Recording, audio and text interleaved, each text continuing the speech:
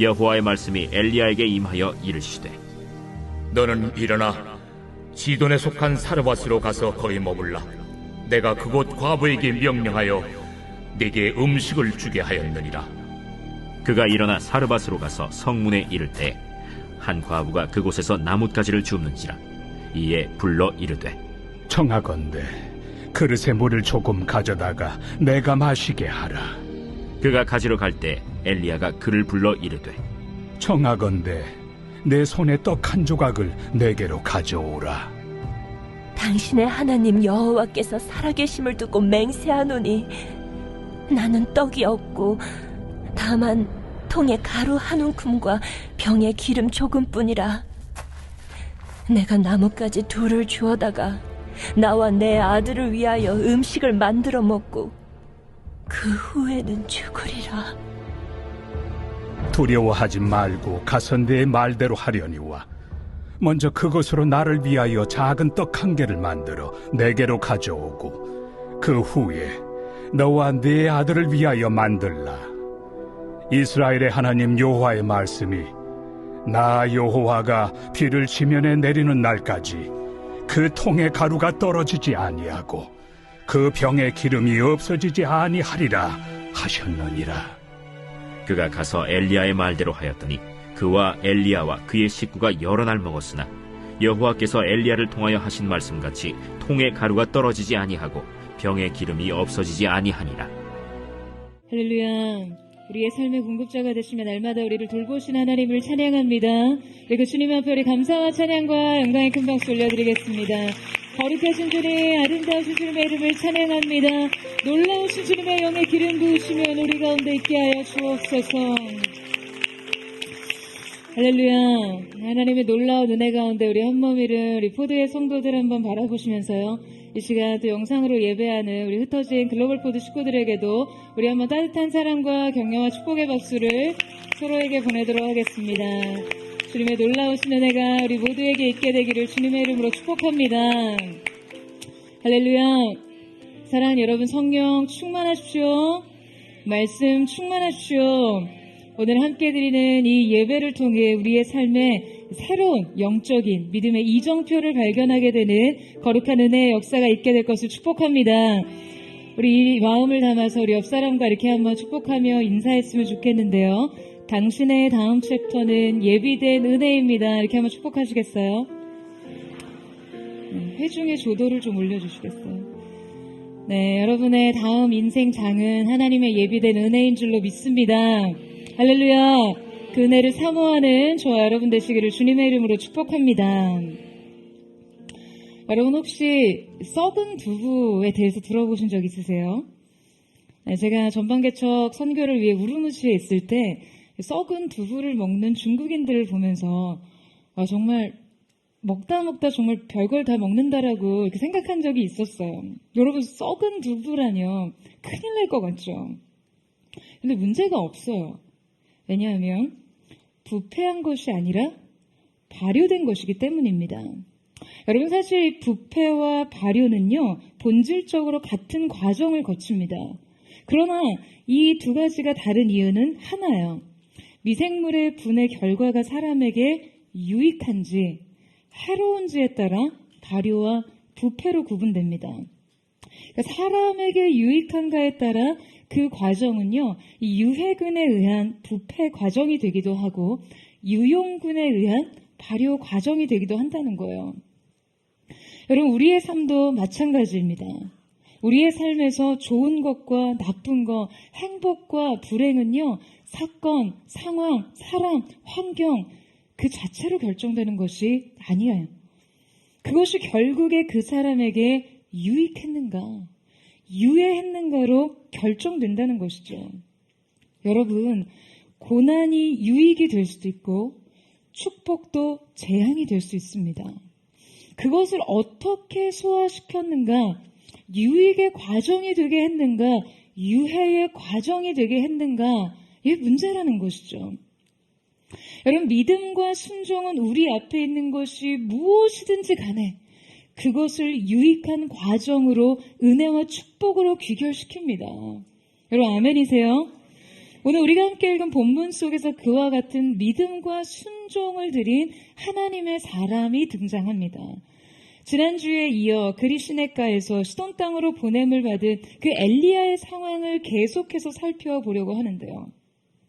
여전히 그 땅에 가뭄이 계속되고 있고 기근과 그 고통이 극에 달해가는 상황에서 오늘 우리는 이 엘리야의 삶을 추적하며 이 믿음의 여정을 살펴본과 동시에 돌연 하나님의 이 역사 가운데 등장한 한 이방 여인이 어떻게 이 여정에 동참하게 됐는지, 그렇다면 하나님께서 하나님의 사람들을 인도하셔서 그분의 역사를 이루시는 과정에는 어떠한 믿음의 원리가 작용하는지 깊이 묵상해 보려고 합니다. 오늘 말씀을 통해 우리는 하나님의 역사와 이 믿음의 여정에 관한 몇 가지 원리와 특징을 깨달을 수 있는데요. 그 첫 번째 특징은 하나님의 명령은 육하 원칙을 제시하지 않는다입니다. 우리 함께 본문 9절에서 10절 말씀을 같이 한번 읽어보도록 하겠습니다. 시작. 그가 일어나 사르밧으로 가서 성문에 이를 때 한 과부가 그곳에서 나뭇가지를 줍는지라. 이에 불러 이르되 청하건대 그릇에 물을 조금 가져다가 내가 마시게 하라. 자, 여러분, 앞서 엘리야는 일어나 사르밧이라는 곳에 가라느니 하나님의 명령을 받았죠. 자, 그런데 그때 하나님께서는 사르밧이라는 이 특별한 지역을 지정하셨고 그곳에서 한 과부에게 명령해서 그를 공궤하도록 하셨지만요, 정작 내비게이션에 목적지 찍어주듯이 이 대상에 대해서 명확하게 말씀하지는 않으셨어요. 그가 어디로 가서 그녀를 만나야 하는지, 지금 적어도 하나님께서 그에게 보내신 사람인 것을 어떤 식으로 식별할 수 있는지 어떤 증거도 받은 바가 없다는 것이죠. 이 명령엔 과부에 대한 구체성이 전혀 없습니다.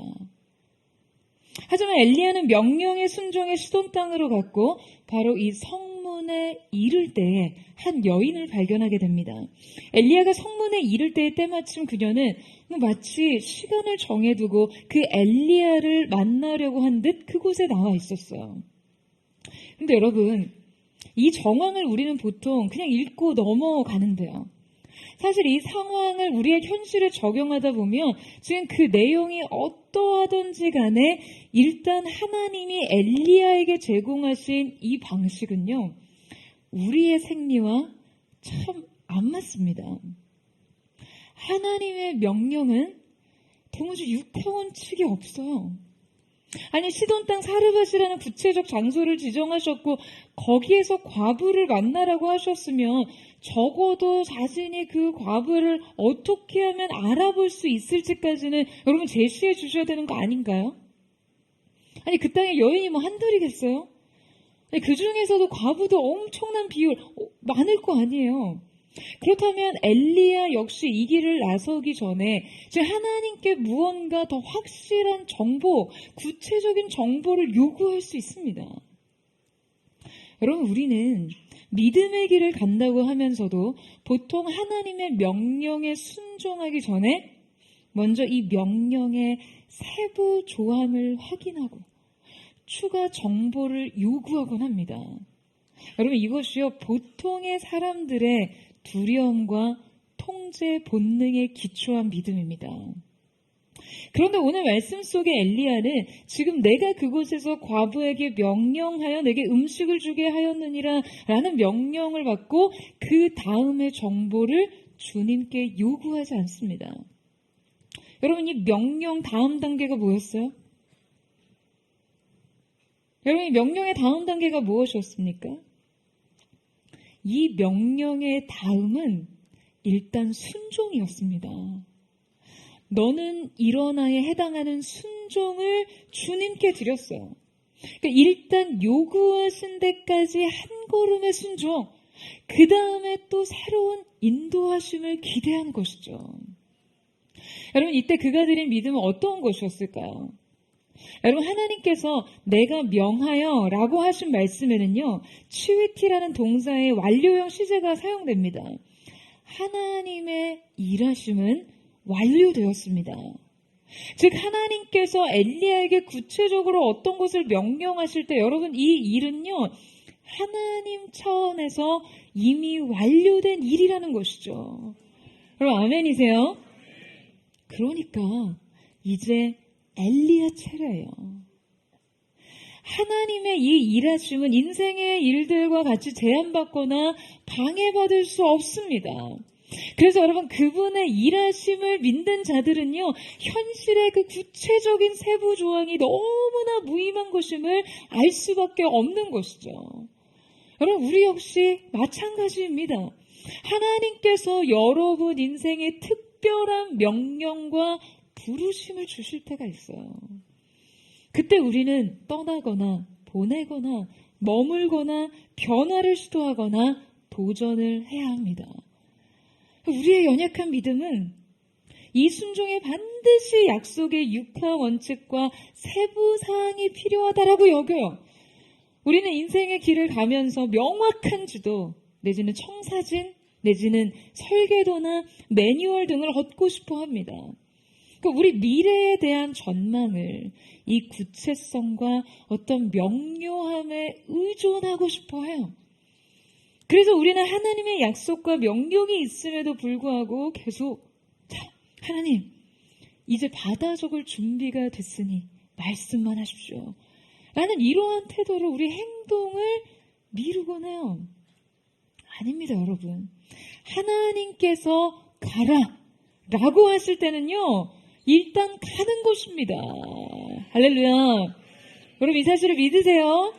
여러분 일단 가보면 하나님이 부르신 그곳에서 여러분들은 주님의 예비된 은총을 발견할 수 있는 것이죠.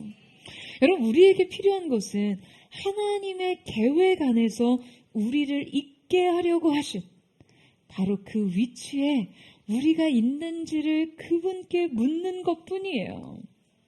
우리가 그 자리에 있다면 아무리 불가능해 보이는 것이라도 그 일은 반드시 이루어질 것입니다. 사랑하는 여러분, 우리에게는 더 많은 정보가 필요한 것이 아니라 더 온전한 믿음이 필요할 뿐입니다.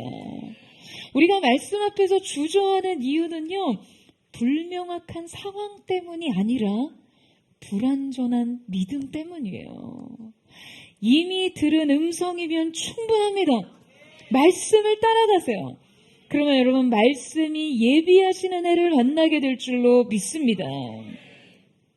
하나님의 역사와 믿음의 여정 두 번째 특징은 하나님의 뜻은 우연 속에 숨겨져 있고 발견은 우리의 몫이다 입니다. 자, 엘리야가 사르밧에 도착하자 지금 그 성문 앞에 여러분 누구를 만납니까? 한 과부를 만나요. 그런데 우리가 이때 명심할 것은요, 엘리야는 분명히 심중적으로 이 과부가 하나님께서 자신을 위해 예비하신 여인이 될 것이라고 예상할 수는 있었지만 결코 확신할 수는 없었습니다. 왜 그렇습니까?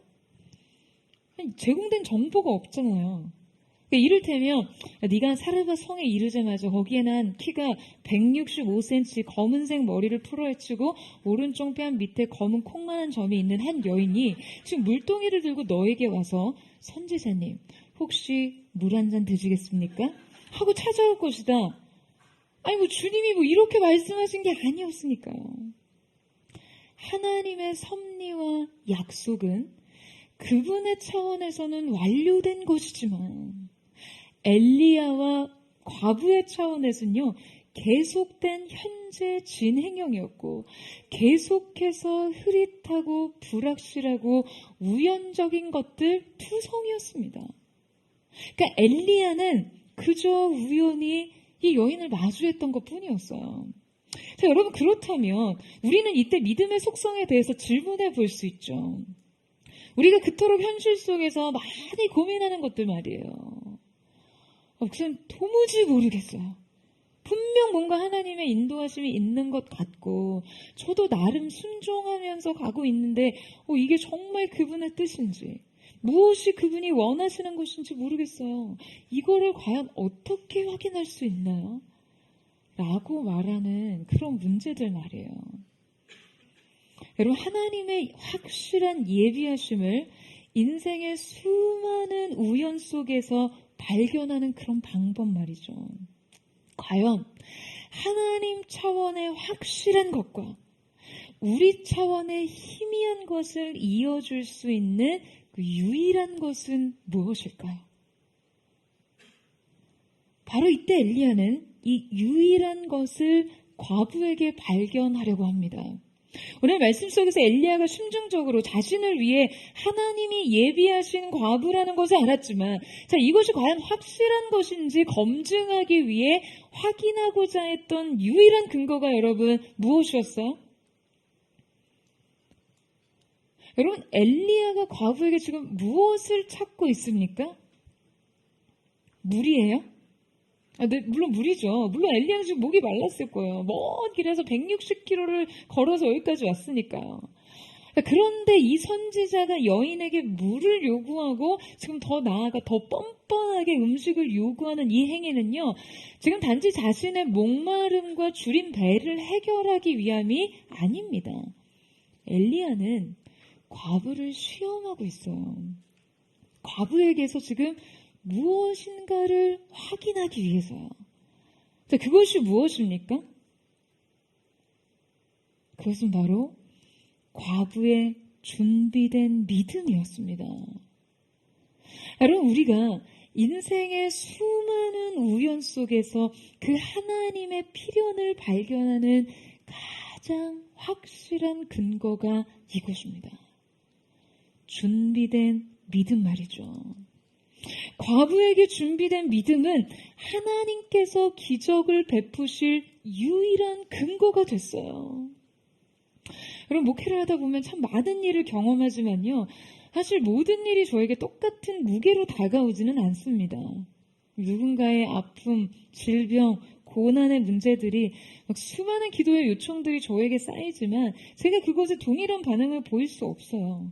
제가 그 모든 것들에 똑같이 반응한다면 제가 모든 그 수많은 일들의 해결사가 되느라 이 자리에 설교자로 설 수조차 없을 거예요. 그런데 어떠한 일에는 제가 필요 이상, 저에게 요구된 것 이상으로 저의 믿음을 쏟고 제 믿음을 확장시키고 도전해 가면서 그 불가능한 일들 가운데 하나님의 기적을 구하게 될 때가 있습니다. 여러분, 이것은요, 단지 어떤 친밀한 관계에 의한 것이 아니에요. 여러분, 생각해보세요. 아무리 친밀해도 목사로서 불가능 속에 그 가능의 믿음을 선포하고 그 가운데 기적을 구한다는 것은요, 똑같이 어려운 일인 것이거든요. 아니, 더 어렵습니다. 제게 중요한 관계일 땐 훨씬 더 어려워요. 왜죠? 저에게도 그 상실이나 좌절에 대한 두려움이 작용하기 때문이죠. 그런데 어떠한 일들 가운데는 하나님의 특별한 뜻하심을 발견할 때가 있습니다. 그 여러 가지 고난의 문제, 시련의 문제, 질병의 문제, 심각한 위기 가운데 직면한 성도들 중에서도 어떠한 일에 관해서는 유독 주님의 뜻하심이 그 안에 있음을 느껴요. 처음에는 그것이 매우 흐릿합니다. 하지만 느낄 수는 있어요. 그래서 그 뜻을 알기 위해 더 기도하게 됩니다. 그 고난이 품고 있는 하나님의 뜻이 더욱더 선명하게 드러날 때까지 더 기도하게 돼요. 여러분, 그게 언제입니까? 바로 준비된 믿음이 거기 있을 때예요. 수많은 환우들이 있지만 제가 금식을 선언하며 기도했던 몇몇 일들 가운데에는 그 안에 극심한 고통 중에도 여전히 주님을 향해 사랑과 감사를 고백하는 성도들이 있었어요. 엄청난 재난 가운데서도 뒤를 돌아보지 않고 미래의 소망을 붙잡으려는 성도들, 어떠한 절망적인 상황 속에서도 하나님을 향한 중심을 고백하는 성도들, 그 성도들을 향해 함께 믿음의 두 손을 들게 되는 것이죠. 여러분, 바로 이 믿음의 역사를 가리켜 성경 역시 이렇게 말합니다. 누가복음 4장 27절 말씀 같이 한번 읽어보겠습니다. 시작.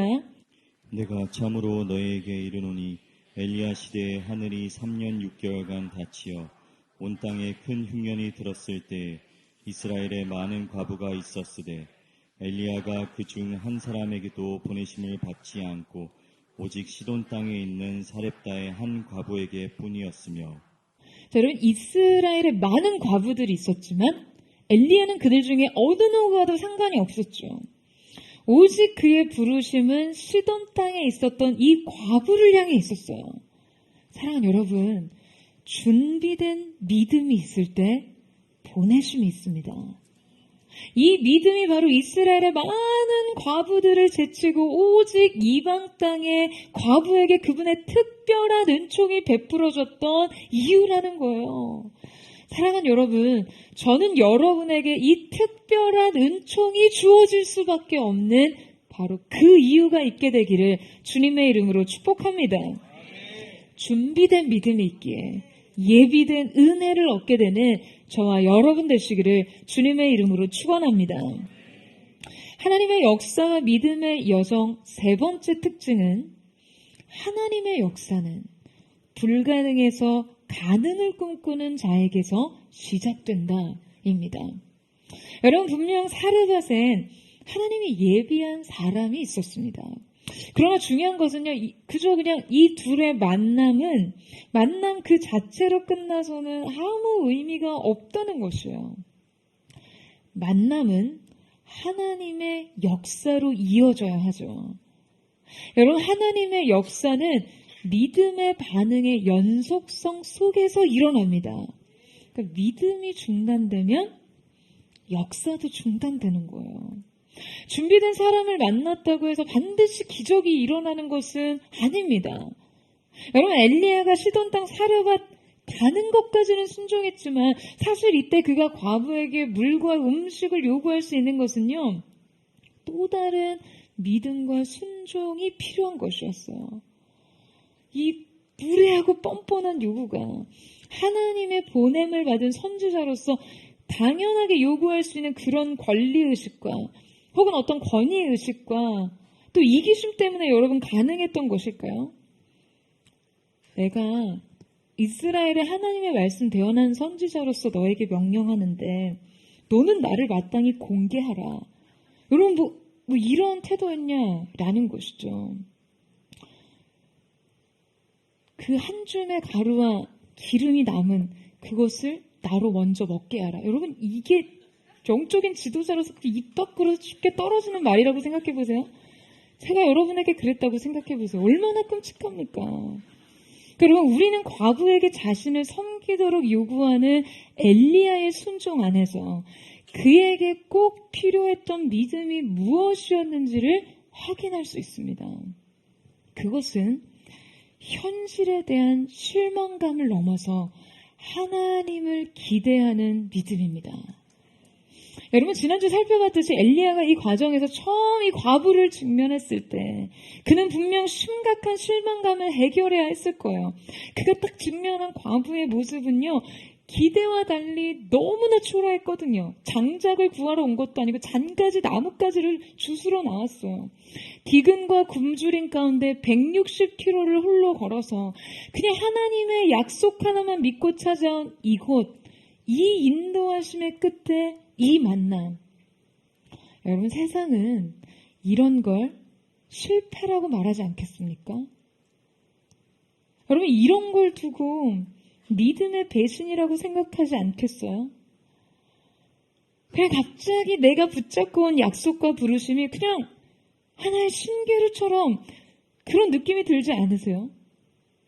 여러분, 우리도 때로 하나님의 약속 하나를 붙잡고 극적인 변화를 기대하며 찾아간 곳에서 이러한 실망과 이러한 좌절을 맛보곤 하죠. 하지만 분명 엘리야는 이 실망을 넘어섰기 때문에 과부에게 믿음의 제안을 할 수 있었어요. 그리고 이 믿음은 분명 믿음의 연단과 훈련을 통해 길러진 것이었습니다.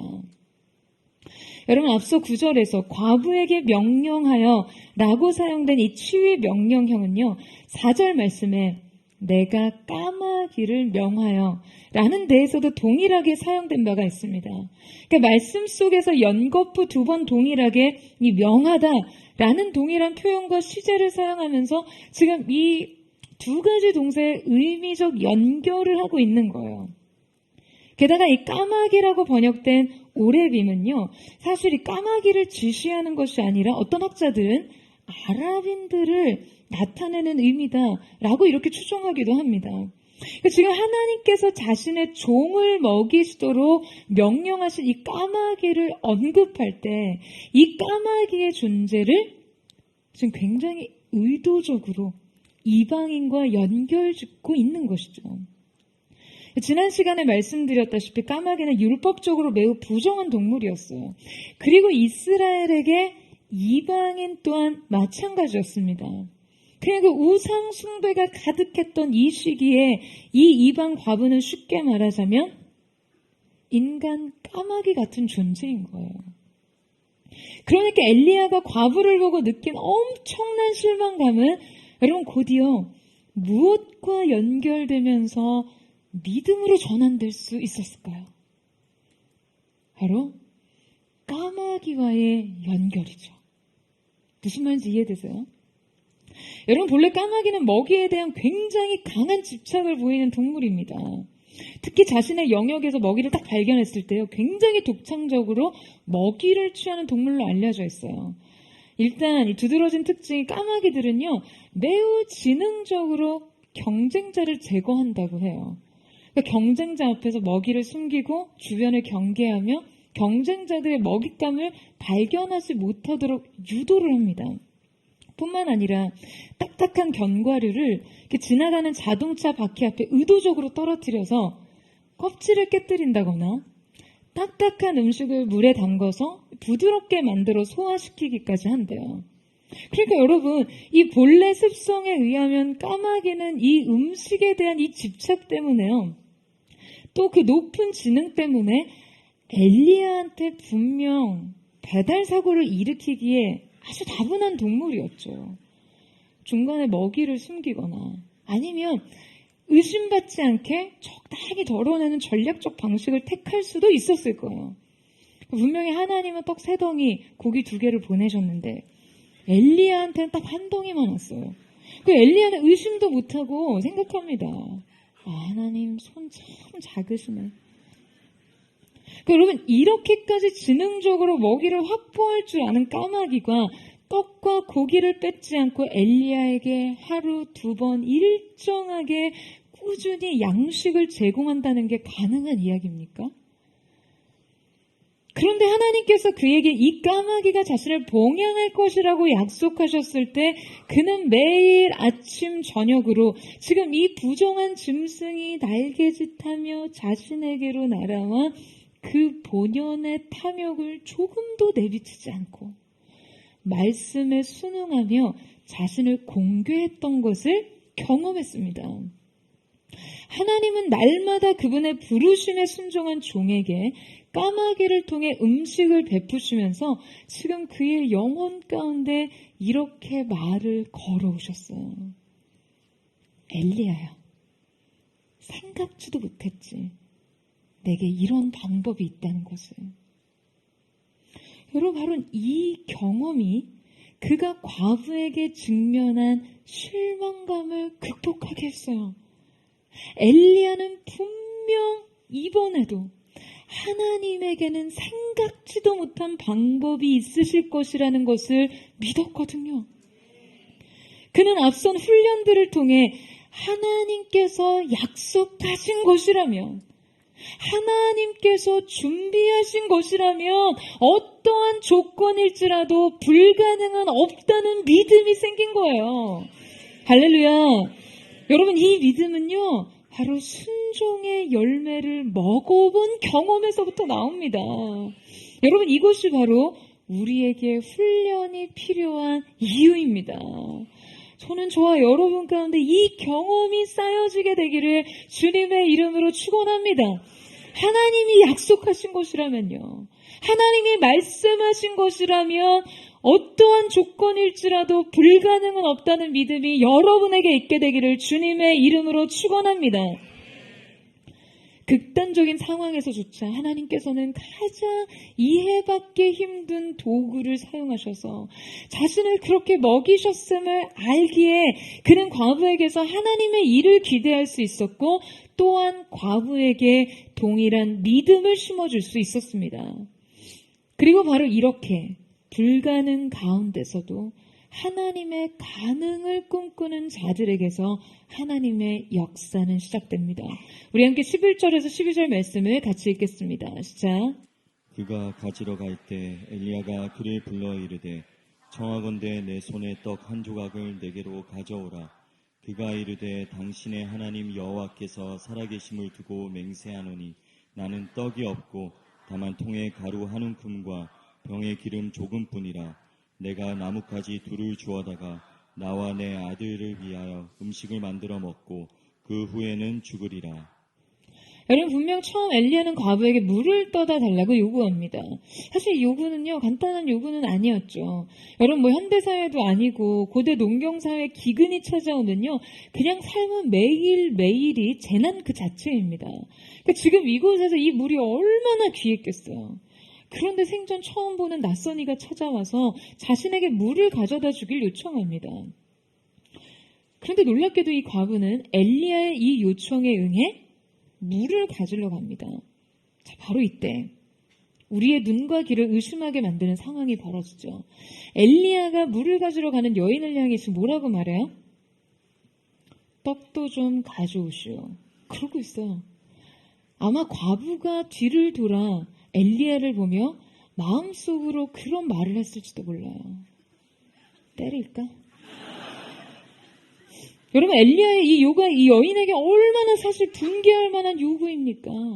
하지만 이 여인은 이런 엘리야의 무례함과 이기적인 행동에 대해 그저 자신의 상황과 처지를 차분히 설명해요. 지금 자신에게는 오직 한 줌의 가루와 병에 기름 조금뿐이라고 말해요. 그리고 자신이 지금 이곳에서 나뭇가지를 줍고 있는 이유가 지금 이곳으로 불을 떼서 자신과 아들을 위해 마지막 식사를 한 후에 죽을 생각이었다는 거예요. 여러분 과부에게서 듣는 과부의 사정은요 우리가 생각했던 것보다 훨씬 더 비참합니다. 그냥 가난한 정도가 아니라 가난을 이유로 자신과 아들이 스스로 목숨을 끊겠다는 생각을 했다는 거예요. 여러분 그녀는 분명 지금 자신과 아들의 마지막 식사를 준비하기 위해 나무 땔감을 구하려 나왔다고 밝힙니다. 그러니까 먹고 죽겠다는 거예요. 자, 여러분 이게 무슨 말이죠? 왜 그녀는 이 음식을 먹고 이제 죽을 생각을 하는 걸까요? 이 음식이 마지막이니까요? 그럼 그렇다면 과부가 그동안 저장해둔 음식이 곧 바닥이 나네. 이제 우리 둘이 먹을 양식은 이것으로 끝이야. 그러니까 이 음식 다 먹고 나면 이제 나도 죽고 아들도 죽어야 될까? 여러분 뭐 이런 생각을 한 걸까요? 여러분 이것은 절망이 아닙니다. 절망은요 진짜 끝에 온 거예요. 더 이상 출구가 없어요. 숨을 구멍도 없어요. 과부는 아마도 여러 번 이 양식의 고갈을 반복했을 거예요. 그동안 할 수 있는 건 다 했습니다. 해볼 수 있는 노력도 다 해봤고 당할 수 있는 굴욕은 이미 다 당했고 맛볼 수 있는 비참함은 다 느껴봤을 거예요. 그리고 하다 내가 정말 하다 못해 별걸 다 한다 싶을 일을 해서 내가 아무리 굶어 죽는 한이 있어도 내가 정말 2번 다시는 이 일을 다시 할 수 없을 것 같다 라고 생각해서 얻은 것이 아마 그 마지막 양식이었을 거예요. 이 한 줌 가루와 기름 조금 말이에요. 여러분 이런 게 바로 마지막인 거죠. 이래야 이제 자기 아들과 함께 죽어야겠다. 이런 생각이 들겠죠. 여러분 이것이 바로 과부의 상황이었어요. 여러분 이 가루 한 줌과 기름 조금은 과부에게는 마지막 남은 것이었지만 사실 이것은 마지막 희망 같은 것이 아니었습니다. 이 남은 것은 그녀에게 또 다른 출구를 열어주었으니까요. 그 출구가 무엇이었죠? 바로 죽음이었습니다. 그 가루 한 줌과 기름 조금은 과부와 죽음 사이에 있는 것들이었어요. 과부는 이 마지막 자원을 모두 쓰고 나면 이제 자신이 스스로 직접 죽음의 문을 열고 나서야 한다고 결심했어요. 이 고통의 유일한 출구는 죽음뿐이었으니까요. 여러분, 이 말씀을 들으면서 정말 이 과부의 고통이 공감되는 성도들이 있다는 현실이 정말 너무나 가슴이 아픕니다. 오죽하면 죽음을 원해서가 아니라 더 이상 남은 삶이 없기에 이 죽음을 선택할 수밖에 없는 사람들이 있는 것이죠. 삶이 애초에 그냥 자신의 선택지가 될 수 없는 사람들 말이에요. 이 과부와 같이 모두가 죽음을 선택하실 것이라고 생각했던 한 사람이 있었습니다. 여러분, 그의 이야기를 한번 들어보세요. 어머니가 병으로 돌아가셨을 때 9살 소년이었던 나는 울었다. 하지만 다음날 아버지와 울타리를 고쳤다. 집안이 가난해 학교에 다닐 수 없었다. 하지만 책은 한 권 살 수 있었다. 모든 돈을 쏟아부은 사업이 실패했다. 10년을 일해야 갚을 수 있는 빚을 떠안았다. 하지만 난 매일 아침 눈을 뜨고 아침을 먹었다. 그리고 17년 뒤 빚을 모두 갚을 수 있었다. 계속해서 수많은 실패를 겪었다. 사람들은 내 자살을 우려해 주변에 칼과 날카로운 물건들을 정리했다. 하지만 매번 실패를 겪을 때면 난 오히려 식당에 가 배부르게 먹고 머리를 깔끔하게 정리했다. 그리고 당당하게 길을 걸으며 스스로 다짐했다. 그리고 1861년 3월 4일 난 평소와 같이 일찍 일어나 아침을 먹고 머리를 정돈했다. 그리고 국회의사당으로 가 내 이름에 사인했다. 그리고 선언했다. 여러분, 이 사람이 누군지 아세요? 바로 미국의 16대 대통령인 아브라함 링컨입니다. 그는 9살 때 독이 있는 식물을 먹은 그 소의 우유를 마신 후 어머니가 사망했고 평생을 통틀어 18개월의 정규교육 과정만 받았던 사람이었어요. 그는 총 27번의 치명적인 큰 실패를 겪었습니다. 언젠가 그가 그런 말을 했는데요. 내가 실패할 때마다 마귀는 내게 찾아와서 이제는 다 끝장났다 라고 말했습니다. 그러나 내가 실패할 때마다 하나님께서는 내게 찾아와서 너는 절망하지 말고 이 실패의 경험을 가지고 더 큰 일에 도전하라고 말씀하셨습니다.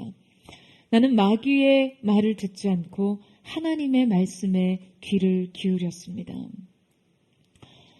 여러분, 인생의 막다른 상황 가운데서도 끝내 믿음의 선택을 했던 링컨과 같이 여러분, 사르밧 과부의 삶에도요, 죽음이 아닌 다른 대안이 필요했어요.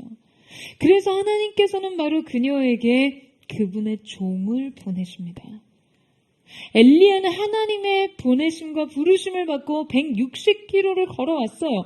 여러분, 이 부르심은요, 단지 엘리야를 먹고 살게 하려는 목적이 아니었습니다.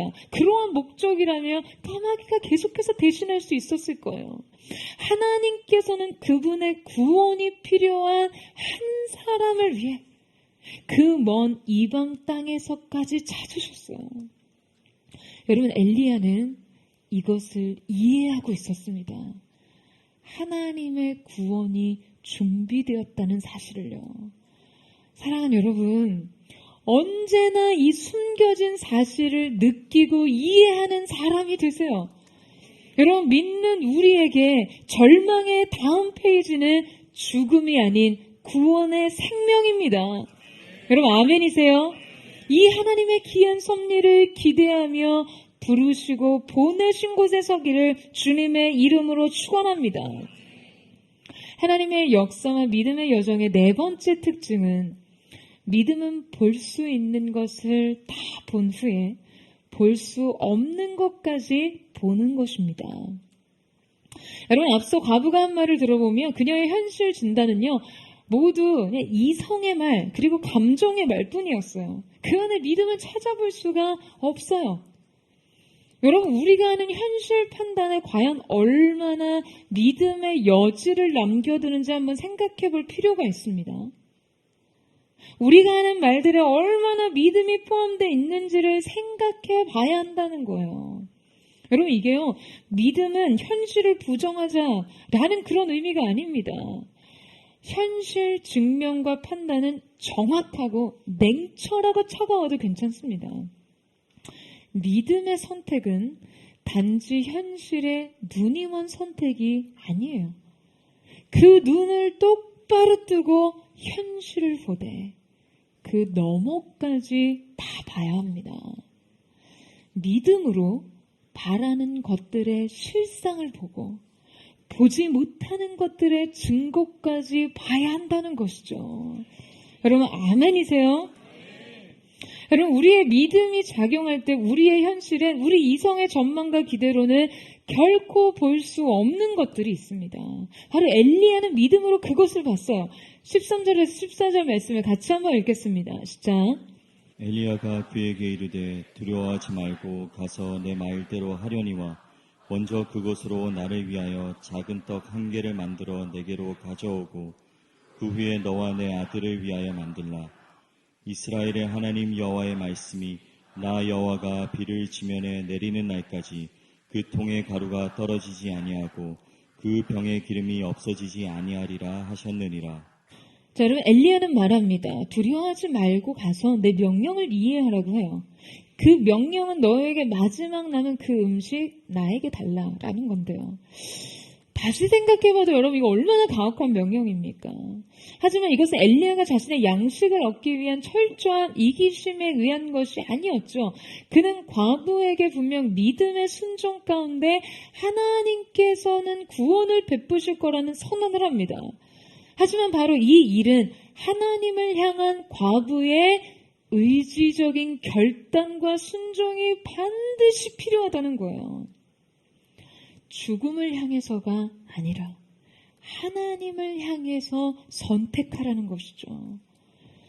여러분, 그런데 엘리야의 명령을 좀 더 자세히 들여다보면 엘리야는 과부에게 먼저 그것을 자신을 위해 가지고 오고 그 후에 남은 것을 그녀와 아들을 위해 만들라라고 말하고 있어요.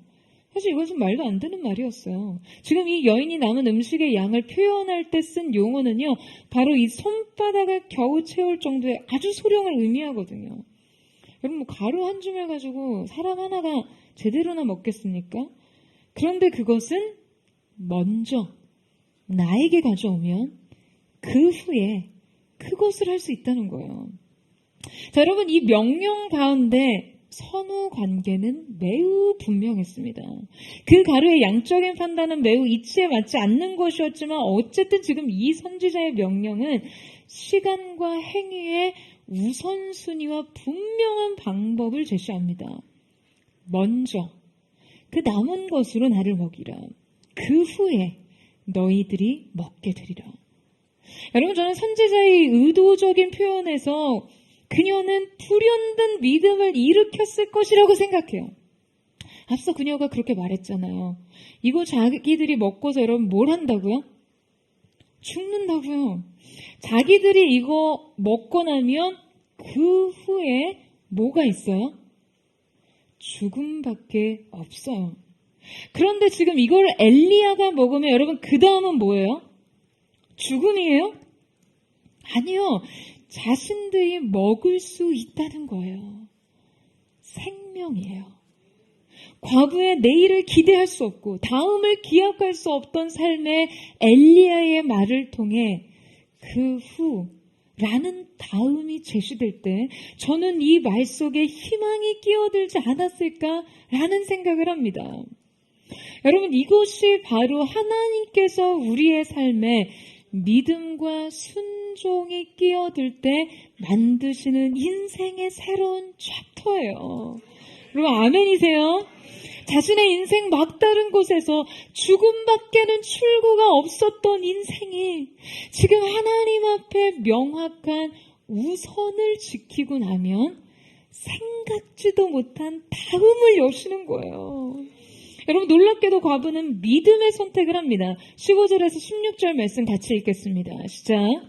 그가 가서 엘리야의 말대로 하였더니 그와 엘리야와 그의 식구가 여러 날 먹었으나 여호와께서 엘리야를 통하여 하신 말씀같이 통의 가루가 떨어지지 아니하고 병의 기름이 없어지지 아니하니라. 자, 여러분 이제 그녀가 갑니다. 저 어딜 갔어요? 자신의 부엌으로 가서 남은 가루 한 줌과 기름 조금을 쏟아붓고 이 선지자에게 바칠 음식을 만듭니다.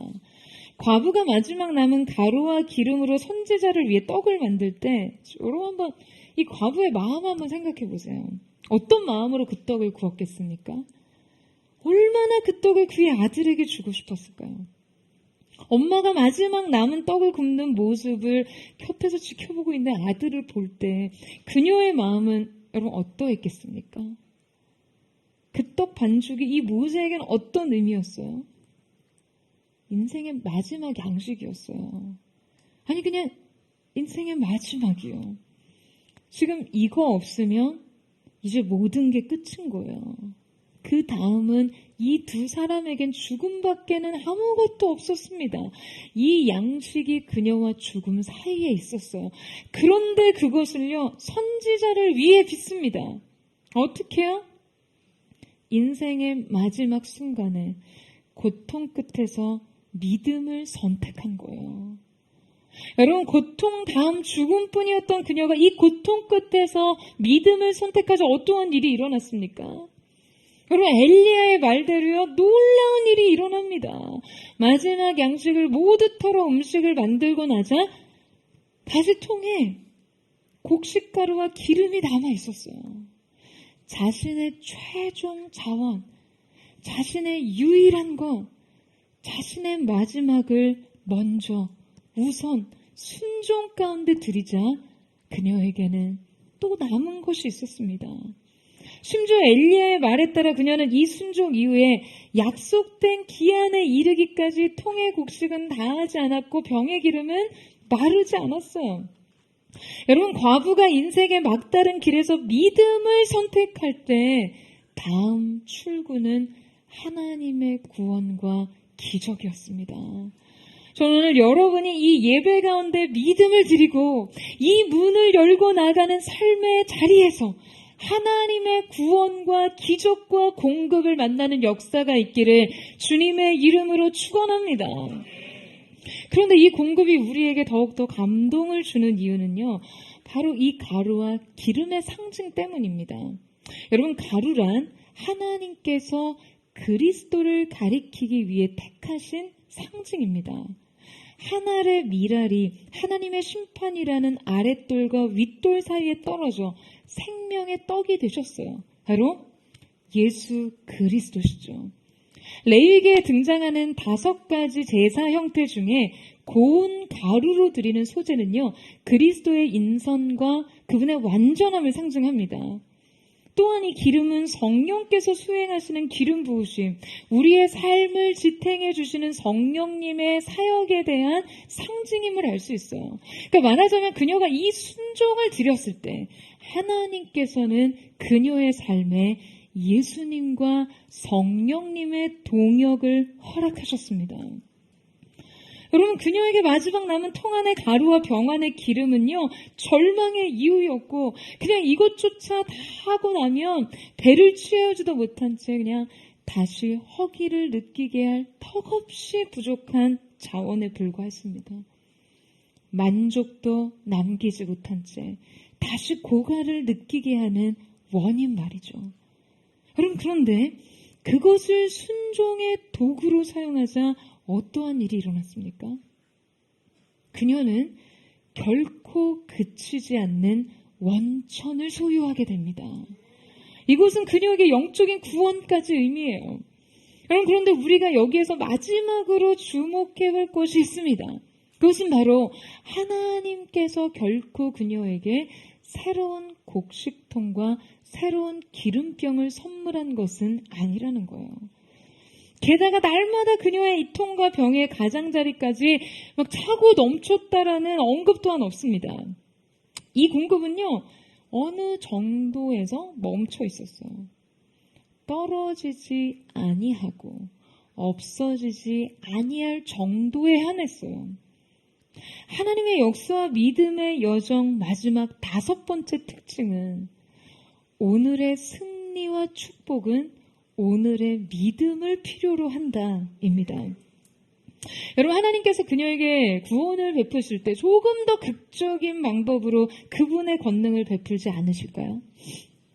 아니, 하나님도 뭐 이왕 주실 거 막 석유가 막 유전에서 펑펑 터지듯이 막 기름을 막 온팡 부어주시면 뭔가 좀 더 멋있잖아요. 그러면 이 변화는 과부의 입장에서 진짜 드라마틱하지 않겠어요? 아니, 뭐 고작 먹고 나면 사라지지 않고 뭐 또 있고 아침이 밝아가지고 열어보니까 뭐 없어지지 않을 정도로 채워져 있는 수준으로 왜 그분의 구원을 보여주십니까? 여러분, 우리는 바로 이 점에서 하나님께서 그분의 자녀들의 일상에 찾아오시는 방식을 배웁니다. 여러분, 주님께서는요, 막 이러한 극적인 구원으로 우리의 인생을 탈바꿈하는 방식을 잘 선호하지 않으세요. 물론 하실 때도 있습니다. 여러분, 마치 우리가 원하는 것, 마치 인생 로또 같은 그런 구원 말이죠. 많은 사람들이요, 이러한 구원을 원해요. 인생 한 방. 여러분, 하지만 주님께서는 그런 구원의 방식이 그분의 자녀들을 얼마나 변질시키는지를 알고 계세요. 그래서 하나님께서는 대개 우리를 한순간의 극적인 변화가 아니라 지속적인 공급을 통한 성장으로 우리를 이끌어 가시는 방식을 택하십니다. 이곳은 단지 우리에게 물리적인 충족을 주시는 것을 넘어서 믿음을 성장시키고 하나님을 향한 영적 의존성을 깊이 있게 하는 방법을 택하신 것이죠. 매일 주님의 자녀들이 끊임없이 그분을 의지하고 자신의 믿음을 계속해서 강화시키는 방법 말이에요. 여러분, 결국 이 방식을 통해 그녀의 믿음을 매일 성장시키고 그녀의 순종 또한 계속해서 시험하고 요구하고 계신 것이죠. 그리고 그 변화와 성장을 통해 끊임없이 그분의 성실한 사랑과 돌봄을 베푸세요. 여러분, 하나님의 공급의 방식은 매일 어김없이 그분의 자녀들이 하나님을 바라봄으로 하나님의 돌봄의 구체성을 일상의 삶 깊숙한 데서 느끼기를 원하십니다. 어떠한 큰 기적에 의존하기보다는 매일의 성실한 돌봄을 통해 신뢰와 의존을 키워가게 하시는 것이죠. 여러분, 이 방식은 그녀에게 하나님에 대한 이해와 감사를 갖게 합니다. 여러분, 상상해 보세요. 매일 아침마다 이 과부가 통 안에 기름과 가루가 여전히 채워져 있는 것을 보고 매일 아침마다 자신을 기억하시고 생각하시는 하나님의 사랑과 은혜를 다시 떠올리지 않았겠어요? 사랑하는 여러분, 여러분도 여러분의 삶에 일어나는 매일의 작은 기적을 기뻐하십시오. 여러분의 인생에 충분하지 않아도 사라지지 않은 것들을 보고 느끼세요. 분명 그 안에 차고 넘치지 않지만 그치지 않는 것들이 있습니다. 이 자리에 자신의 삶은 하나님의 놀라운 기적과는 거리가 있다고 느끼시는 그런 분들이 있을 수 있어요. 내가 가진 자원, 내 삶의 능력은 그냥 어느 것 하나 내세울 것이 못 됩니다. 하지만 삶에 만족하기 힘든 조건들, 그냥 역부족인 자원들을 보면서 그 안에 깃든 주님의 손길을 발견하십시오. 매일 나를 더 의지하라고, 매일 나의 돌봄을 깨닫고 매일 너의 성장을 위한 나의 이 특별한 공급을 이해하고 감사하라고 주님은 말씀하십니다. 여러분, 저는 여러분의 매일이 다함이 없었던 통 안의 가루와 병 안의 기름같이 그 마르지 않는 하나님의 은혜와 돌봄의 사랑을 발견하고 감탄하고 기뻐하는 역사가 계속되기를 주님의 이름으로 축원합니다. 매일 아침마다 새로운 성실하신 주님의 신실하신 사랑이 그 돌봄이 여러분의 삶 가운데 있음을, 그치지 않고 사라지지 않는 주님의 공급, 그 생명의 구원의 역사가 여러분에게 있음을 발견하는 저 여러분 되시기를 주님의 이름으로 축원합니다. 우리 이 시간 함께 찬양하며 기도하며 나아갔으면 좋겠습니다.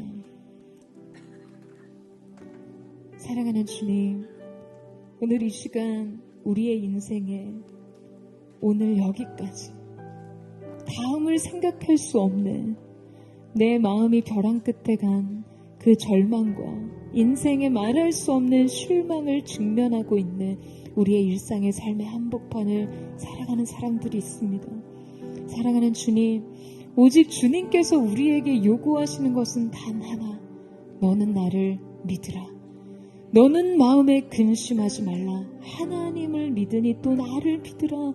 언제나 이 믿음을 요구하시는 주님 앞에 우리가 그 온전한 믿음으로 반응하며 나아가게 하여 주시옵소서. 오늘 하나님께서 우리 가운데 찾으시는 그 살아있는 믿음을 주님 앞에 드리며 오늘 주님의 보좌 앞으로 우리 함께 나아가기를 원합니다. 소망 없는 내 삶에 새 생명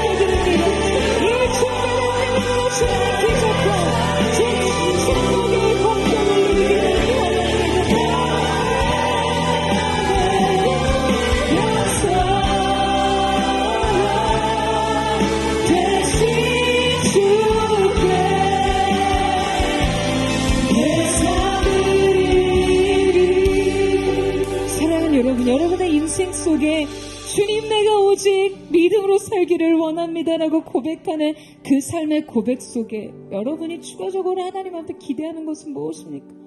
주님 약속하셨으며 더 확실한 증거를 내게 주세요. 정말 아름다운 열매, 내게 약속된 것을 주님 눈에 보이는 증거로 확증시켜 주세요. 여러분, 이러한 마음의 고백을 주님 앞에 드리고 있지 않으세요? 사랑하는 여러분, 믿음은 언제나 불확실성을 포함합니다. 갈 바를 알지 못한 채 약속하신 땅을 보고 간 것이 아니라 아브라함은 약속하신 말씀을 따라갔다고 이야기합니다. 우리의 인생의 구체적인 정보, 우리 인생의 눈에 보이는 현실적인 증거와 확증된 다른 어떤 것이 아닌 말씀하셨으면 충분합니다. 이 믿음으로 자신의 인생을 걸을 수 있는 사람들을 통해 주님은 주님의 역사를 이루시는 줄로 믿습니다. 여러분, 이 사실을 믿으세요?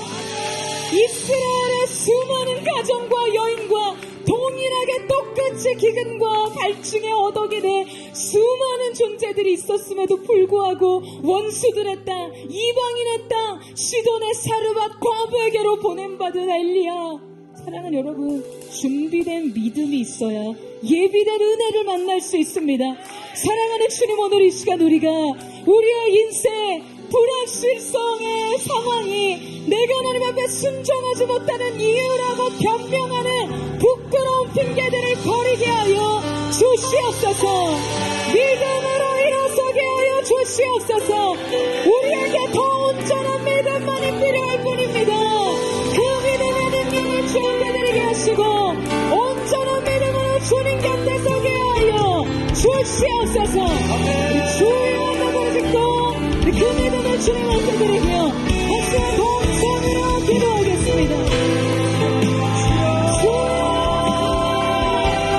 믿음과 순종을 드리지 못하는 구체한 변명들, 부끄러운 핑계들, 예수의 이름을 끊어질지어다. 오늘 주님 믿음과 순종을 기하실 때 하나님 땅에서 얘기하시니 기적의 역사가 우리 가운데 예비될 수 있도록 도와주시옵소서. 주님 나아가시면 하겠습니다.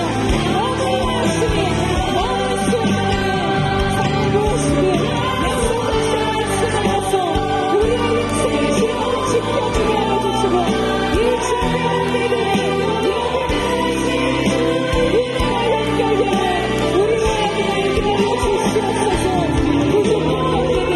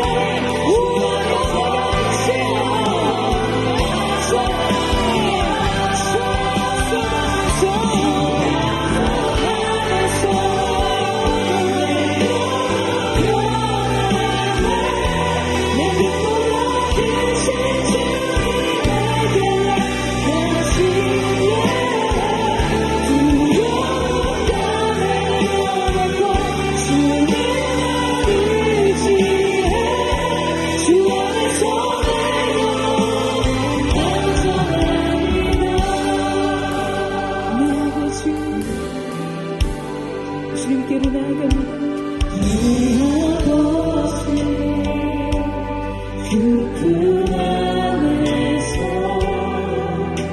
내 영혼이 안전합니다. 주님 그렇습니다. 주 손길로 내 삶을 안으시니 그 평강이 나를 덮습니다. 나 비록 넘어지면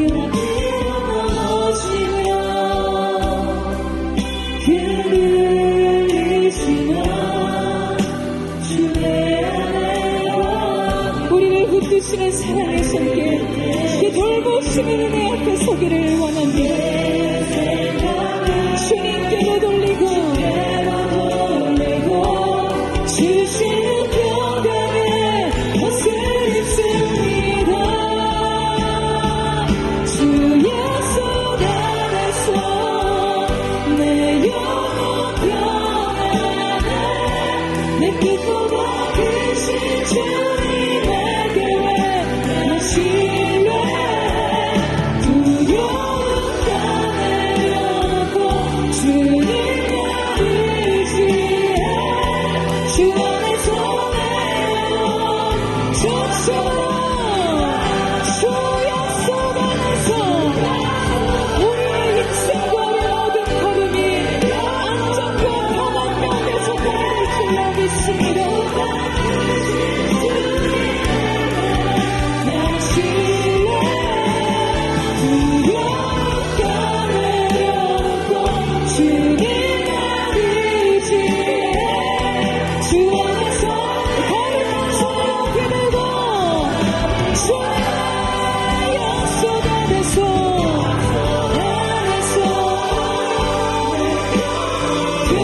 평안했습니다.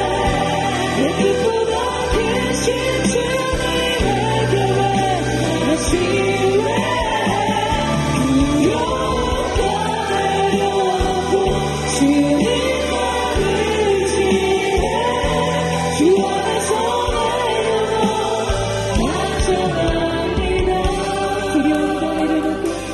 두려움 다 내려놓고 주님의 의지에 주 안에서 내 영혼 안전합니다. 여러분의 삶의 현장 속 여러분 무엇에 대해 실망하셨나요? 여러분의 인생에 약속하신 하나님의 약속에 성취되는 방식에 대한 실망을 가지고 있는 하나님의 사람들이 있습니까? 왜 하필 까마귀입니까? 왜 불결하고 더러운 까마귀여야만 하나요? 주님이 약속을 이루시는 방식의 과부가 웬 말입니까? 왜 이방 여인 과부를 통해서 이 공급이 이루어져야 합니까? 자존심 상하십니까? 여러분이 생각한 생각의 방식과 기대했던 바가 아니기 때문에요. 사랑하는 주님, 이 모든 못난 우리의 마음 주님 거룩하신 성령 안에 깨어지게 해주십시오. 주님 다 태워주십시오. 이 불필요한 모든 자기의식, 자신이 추구하는 바에 여전히 하나님의 약속 안에서도 자신의 방식과 자신의 기대를 추구하는 우리의 모든 마음을 주님 불태워 주십시오. 오직 하나님의 뜻이 하나님의 방법대로 하나님의 완성된 때에 이루어지기를 갈망하는 거룩한 하나님의 사람들이 이루어지게 하여 주옵소서. 이 다음은 없이 그저 오늘 내게 주어진 한 줌의 가루와 조금 남은 기름에 의지해서 이 다음은 없다고, 다음 소망은 없다고, 여전히 오늘의 내 절망, 내 좌절, 내 우울, 내 외로움, 나의 실망 가운데 머물러 있는 하나님의 사람들이 있다면 여러분 결코 그 마음 안에선 변화가 일어나기 어렵습니다. 하나님은 준비된 믿음을 통해 그분의 뜻을 이루세요. 오늘 이 시간 주님 정신을 차리게 해주십시오. 우리가 하나님이 쓰시는, 하나님이 도구로 삼으시는 그 기적의 재료, 이 믿음과 순종을 주님 오늘 주님 앞에 드리기를 원합니다. 순종과 믿음이 끼어 넣어질 때에 이 다음에 내 인생 다음 챕터가, 다음 페이지가 주님의 은혜와 구원으로 예비되는 역사가 나타나게 하여 주시옵소서.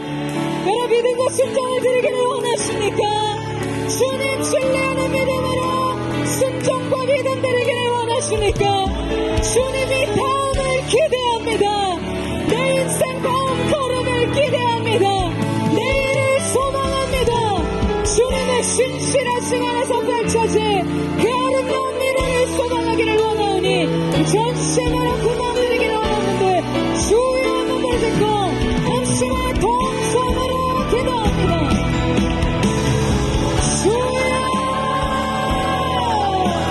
사랑하는 주님, 이 다음은 없다고 생각하는 사람, 그 후는 나의 인생이 존재하지 않을 것 같아. 미지의 어둠 속을 헤매며 방황하는 마음 속에서 그저 오늘의 고통과 절망과 좌절의 외로움, 그 괴로움을 허덕이며 주님의 뜻을 찾지 못하는 자들이 있습니까? 주님을 바라보게 하여 주옵소서. 주님의 믿음으로 바라보게 하시고 이 순종의 확신으로 주 앞에 서게 하여 주시옵소서. 모든 인생의 변명과 핑계들 떠나갈지어다. 내가 이럴 수밖에 없는 자기 삶인데 그럴 수 없는 이유들 예수님의 바라보게 하시고 깨어지게 하여주시고 오직 그의 순종의 행동만이 이들의 인생 속에 있게 하여 주옵소서.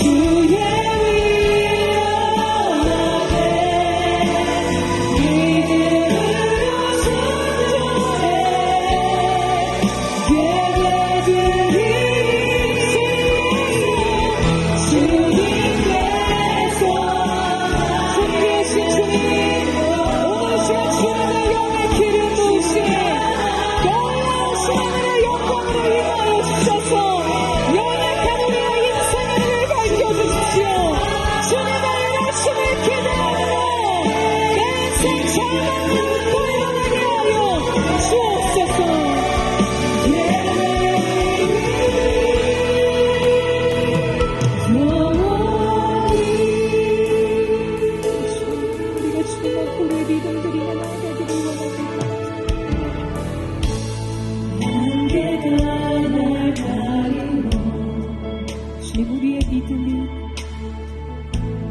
내 믿음은 늘리려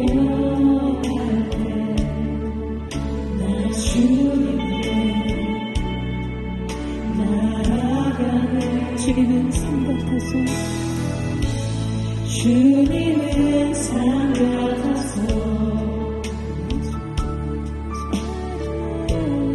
여전히 그 자리에 계셔 눈을 들며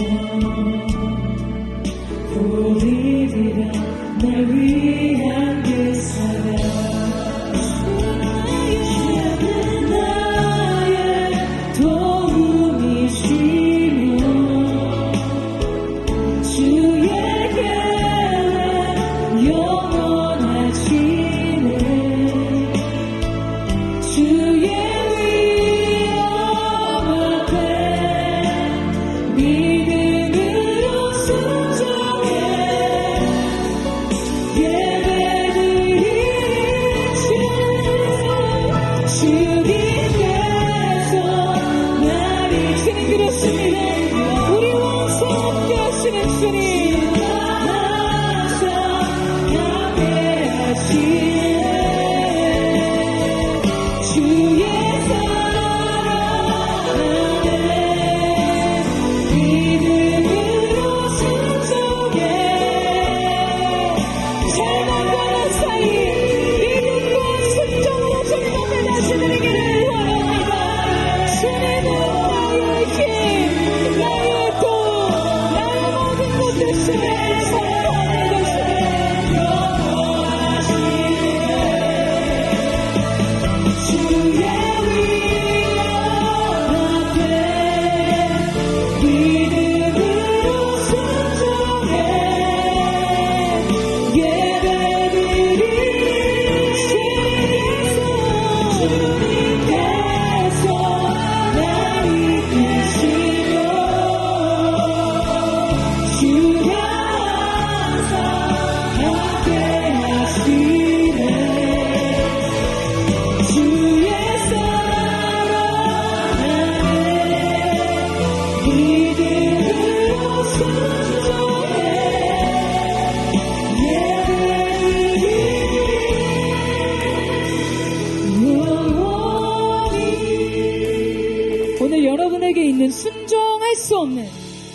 고백을 드릴 수 없는 모든 불필요한 이유들이, 변명과 핑계가 예수님의 이름 앞에 끊어지기를 축원합니다.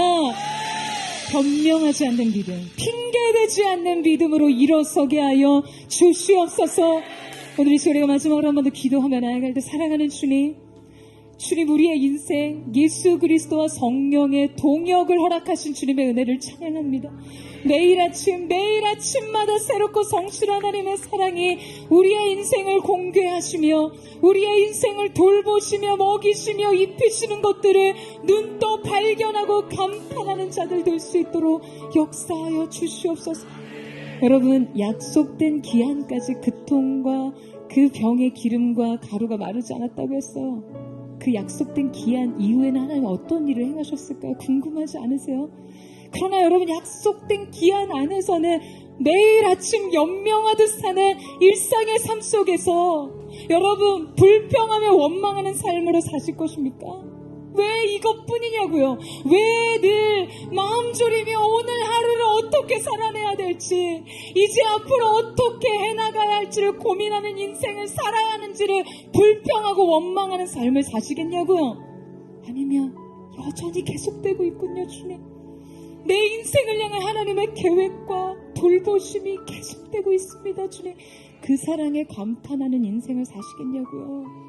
주님이 정하신 이 훈련 기간 동안 여러분의 인생 속에 매일과 같이 주어지는 그 한 줌의 가루와 그 통 속의 기름을 기뻐하며 감사하는 하나님의 사람들 되기를 주님의 이름으로 축원합니다.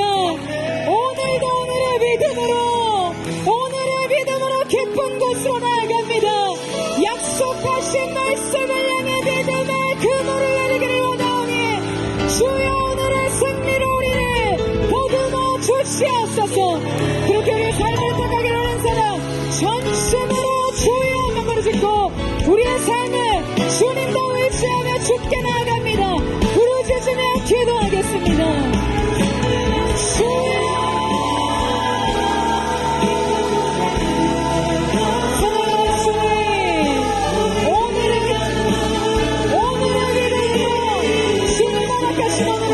주께 드리기를 원합니다.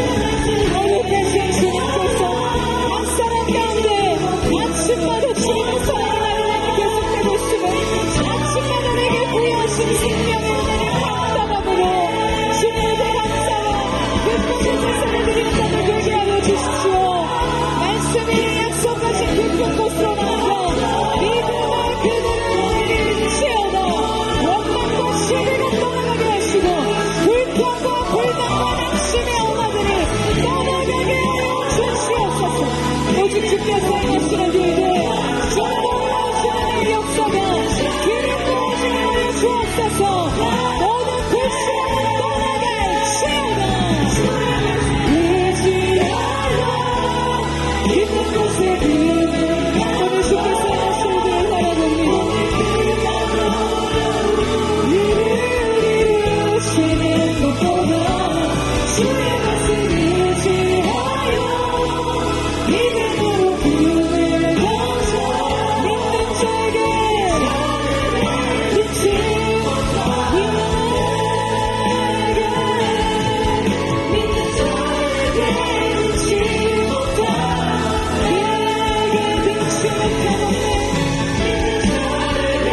믿지 못하게 우리 가운데 세령의 수준이 날마다 우리의 삶을 돌보시며 공급하시는 여호와 이레 되신 주님의 이름을 찬양합니다. 이 시간 예수님의 이름 명하노니 모든 낙심의 언어들, 부정적인 언어들, 불평과 원망의 언어 예수님의 이름 명하노니 끊어질지어다. 믿음의 새 시선을 주께 드리게 하시고 준비된 믿음으로 예비된 은혜를 얻는 인생의 축복과 기적과 같은 주님의 구원을 다음 챕터에 기록하는 거룩한 하나님의 사람들 되게 하여 주시옵소서. 그렇게 세령하신 높으신 주님을 찬양하며 감사드리며 살아계신 예수님의 이름으로 감사하며 기도드립니다. 아멘. 우리 하나님 앞으로 감사와 찬양과 영광의 박수 올려드리겠습니다. 아름다우신 주님의 이름을 찬양합니다.